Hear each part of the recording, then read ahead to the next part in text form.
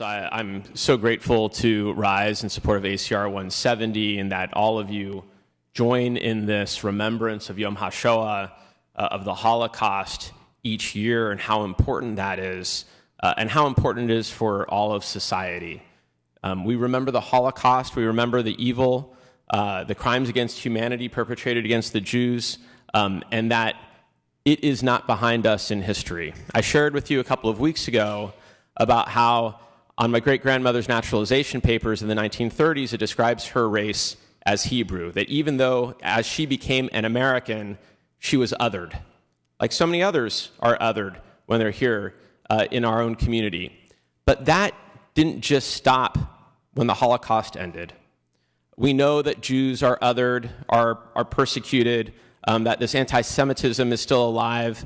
When we see Vladimir Putin using the history and the memory of the Nazis against Ukraine, or in my own community and communities across California where pamphlets and leaflets are dropped with the Nazi swastika and talk of COVID being a Jewish conspiracy, that we are treated as others.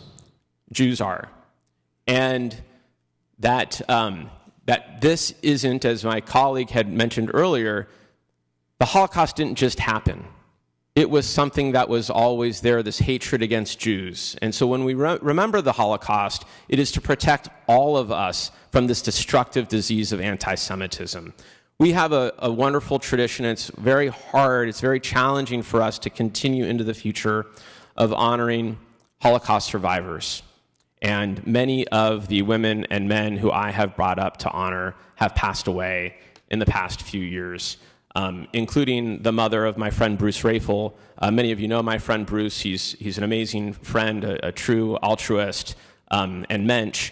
And I honored both his father, Bob Rafel, who was a liberator of the camps as a member of the U.S. Army, and I've honored his mother, Susie, who was a survivor of the Holocaust. I want to tell you a little bit about Susie, as I did a few years ago when she was my guest here on the floor, and I wish that she could be here today. Susie was born in Budapest, Hungary. She had two parents. She had two sisters. They were taken to concentration camp. Susie was in Theresienstadt, and she, during the winter of 1945, was forced to walk without shoes or food in the death march from Zwickau labor camp to Dachau death camp.